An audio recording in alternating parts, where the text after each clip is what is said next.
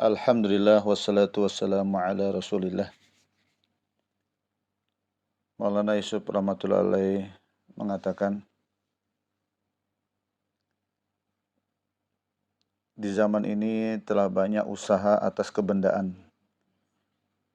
Namun beserta bertambahnya wujudnya dan bertambahnya materi, keadaan manusia yang buruk tidak membaik.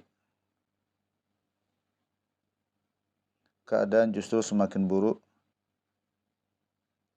Keadaan yang buruk ditandai di mana semua bagian-bagian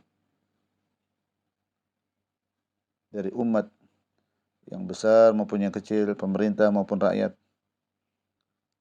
orang kaya maupun orang miskin, semua merasa susah di bagiannya masing-masing. Mereka melihat hasil yang mereka usahakan bertentangan dengan yang mereka inginkan. Apa yang mereka cadangkan tidak berhasil. Nampak di depan mata mereka adalah justru sesuatu yang tidak mereka inginkan. Sebabnya adalah arah usaha manusia saat ini mengarah pada pembentukan materi. Dan usaha membentuk materi, meningkatkan, memperbanyak materi telah dijadikan sebagai maksud hidup manusia. Pikiran manusia hanya bagaimana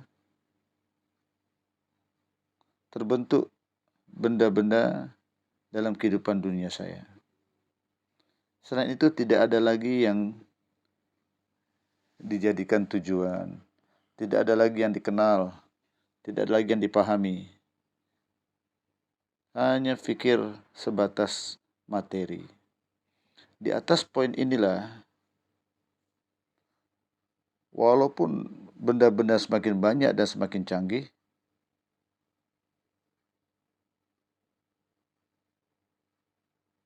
tetapi kehidupan manusia ditempa dalam diri mereka dengan berbagai macam musibah.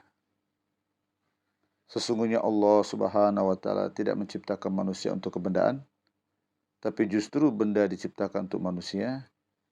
Dan alam ini Allah Subhanahu wa taala ciptakan untuk mewujudkan benda. Alam ini Allah Ta'ala jadikan mesin yang menyiapkan benda-benda. Berapa banyak wujudnya benda di produk dari alam ini. Sedangkan manusia Allah Subhanahu wa taala ciptakan sebagai mesin amal. Maksud Allah ciptakan manusia untuk usaha memperbaiki amalannya. Dan disampaikan kepada mereka bahwa ada materi kebendaan ataupun tidak, sedikitnya benda ataupun banyak, tidak mempengaruhi keadaan hidup manusia. Tetapi keadaan hidup manusia dipengaruhi berdasarkan amal manusia itu sendiri. Hadirin yang dimuliakan Allah Subhanahu wa taala, di dunia ini di samping manusia juga ada kehidupan binatang atau hayawani. Binatang juga sibuk. Mereka sibuk juga bekerja keras untuk keperluan mereka.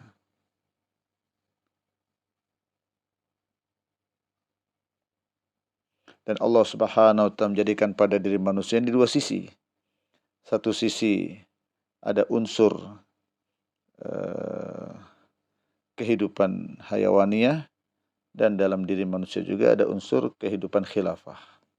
Artinya manusia, potensi yang Allah letakkan dalam diri manusia ini, bila digunakan dengan baik akan melahirkan kehidupan khilafah.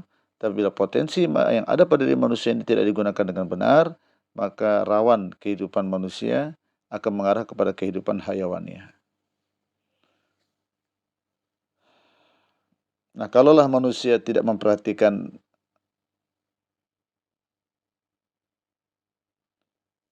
bagian yang sangat penting, yaitu bagian amal, kecenderungan kepada amal, hanya menjalankan bagian yang sama dengan hayawan, yaitu keperluan dan syahwat, maka kehidupan manusia akan jatuh derajatnya di bawah binatang. Sehingga kehidupan manusia terus mengalami penderitaan dan musibah. Kalau kita renungkan perkara ini, bahwa manusia juga buat apa yang dibuat binatang. Semua binatang berusaha untuk menyiapkan, semua binatang juga berusaha dan bekerja keras untuk menyiapkan rezekinya. Setelah tersedia, kemudian mereka memberikan makan kepada anak-anaknya, atau ada yang simpan rezekinya itu di dalam tanah. Kemudian di antara mereka ada yang bangun rumah di dalam tanah, ada yang bangun rumah di pohon-pohon, dan lain-lain. Juga binatang ada yang membersihkan pakaiannya atau badannya, berhubungan badan. Binatang juga berjima, bermain dengan anak-anaknya, jalan-jalan, tidur juga, berjalan, terbang, berenang. Dan ada juga yang menzalimi binatang yang lain, memonopoli, menguasai, tinggal sama induknya, tinggal sama anak-anaknya. Dan kalau ditaruh ayam yang lain, maka terjadilah perkelahian. Hadirin, kalaulah kehidupan manusia yang cenderung mengikuti nafsu dan syahwatnya dibiarkan seperti itu, yang cenderung menyerupai kehidupan binatang, maka mereka di sisi Allah bukan lagi sebagai manusia, maka kehidupan mereka lebih tepat disebut sebagai kehidupan hayawaniyah. Sedangkan hadirin, modal yang kedua, harta dan diri manusia adalah untuk membentuk kehidupan orang lain, untuk menyempurnakan hajat orang lain. Inilah kehidupan khilafah, di mana kita mengeluarkan jatah makan kita untuk kita berikan makan kepada orang yang lapar. Keluarkan biaya untuk anak, sebagian biaya untuk anak dan istri kita berikan pada orang-orang yang berhajat atau wanita-wanita yang memerlukan dan yang berada pada kesusahan. Uang yang untuk keperluan anak-anak kita kurangi, kita berikan kepada anak-anak yang berkesusahan, yang berhajat. Kurangi harta untuk rumah, pakaian, dan kita berikan untuk keperluan orang lain. Hadirin, berapa banyak bagian harta dan diri yang Allah Subhanahu berikan, jangan dipahami itu punya kita. Itu punya Allah, itu amanat dari Allah Subhanahu wa taala. Bahkan bukan sekedar itu, bukan sekedar kita pahami ini milik Allah, ini punya Allah.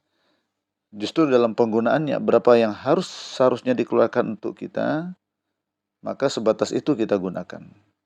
Dan berapa persen yang Allah Subhanahu wa taala dan Rasulnya sampaikan untuk kita gunakan untuk agama dan umat, maka sebanyak itulah kita gunakan harta dan diri kita. Hadirin, kalaulah manusia, tiap-tiap orang menggunakan harta dan dirinya hanya untuk kepentingan pribadi dan menggunakan diri dan harta orang lain untuk kepentingan diri sendiri, maka akan terjadi perpecahan, akan terjadi peperangan atas nama kabilah, atas nama negara, atas nama kaum, atas nama bahasa.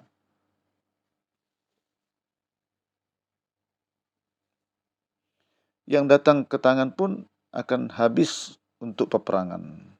Sehingga berdatanglah musibah demi musibah. Tidak akan ada mahabbah, tidak ada cinta dan kasih sayang. Tidak ada yang mengasihani. Kalau ada menteri yang meninggal, senanglah anggota parlemen, karena di antara mereka akan mendapatkan kursi kementerian. Begitu juga kalau ada yang meninggal anggota parlemen, maka anggota parlemen yang di bawahnya pun senang, di mana kursinya akan naik. Nah, kalau orang kaya mati, maka yang di bawahnya pun senang, di mana harta akan lari kepadanya.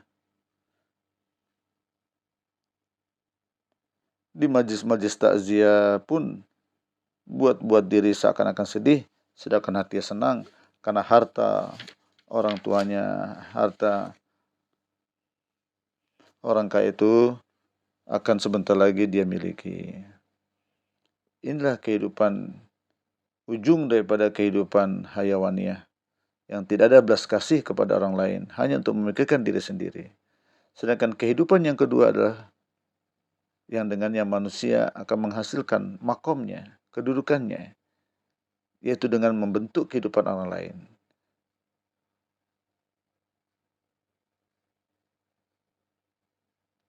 Yaitu dengan menggunakan harta dan diri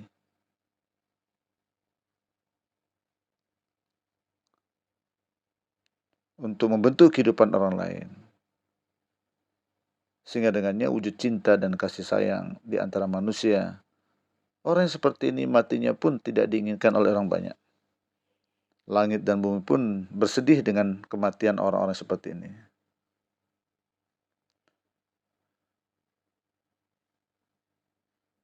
Di mana dari hati tumbuh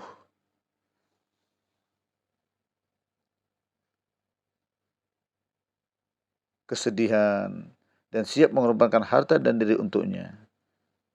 Dengan asas amal ini, tegaklah sifat insaf, sifat adil, sifat rahman, sifat kasih sayang, sifat dermawan, sifat ithar, mendahulukan orang lain walaupun diri membutuhkannya, mengorbankan hajat demi memenuhi hajat orang lain. Dan dari sifat-sifat inilah muncul sifat-sifat kesempurnaan lainnya. Hadirin yang dimuliakan Allah Subhanahu wa taala, tatkala manusia menghasilkan cara hidup tersebut dengan berjuang keras untuk mewujudkannya, maka Allah Subhanahu ridho dengannya dan menjadikan kehidupan manusia jadi baik. Sehingga pintu-pintu keberkahan, rahmat, rahat, pintu keluasan akan terbuka lebar dan tidak akan tertutup sampai hari kiamat. Sehingga terhentilah bala dan musibah, keadaan-keadaan yang tidak disukai oleh manusia. Sedangkan untuk wujudnya kehidupan hayawaniah, kehidupan binatang tidak diperlukan usaha.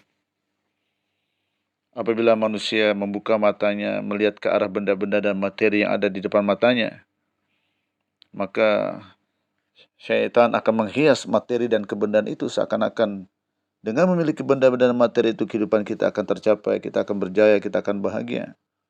Sehingga jazbah dalam diri pun terbentuk jazbah materi. Dan jazbah untuk menghasilkan materi terus bertambah, terus meningkat. Sehingga cita-citanya hanyalah untuk mengumpulkan benda-benda materi, tidak peduli dengan amal, walaupun harus merusak amal. Sedangkan kehidupan khilafah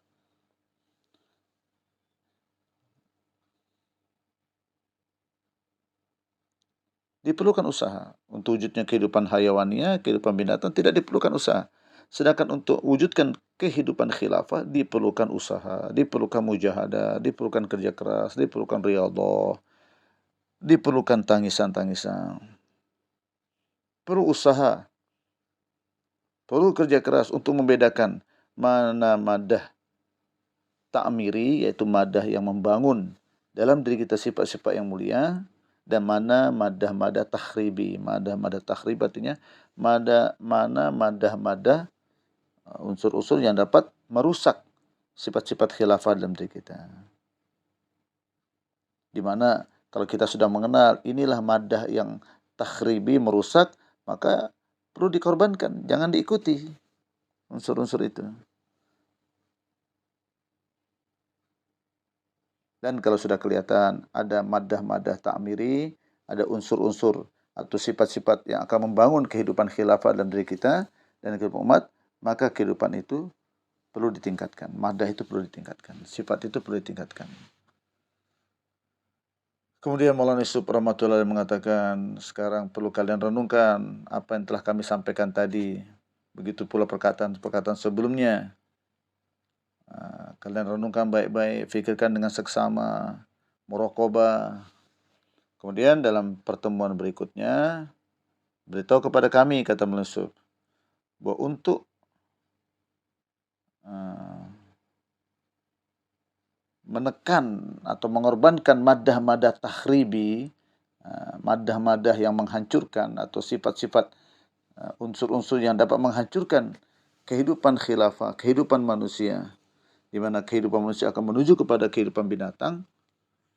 Apa yang telah kamu buat untuk menghancurkan madah-madah takhribi itu, madah-madah yang dapat menghancurkan kehidupan manusia, menghancurkan kehidupan khilafah. Apa yang telah kamu buat? Begitu juga dalam rangka meningkatkan madah-madah ta'miri, bila ada sifat-sifat yang dengan itu dapat membangun kehidupan khilafah, membangun kehidupan manusia kepada makom yang tinggi. Apakah usaha yang sudah dibuat untuk mewujudkannya?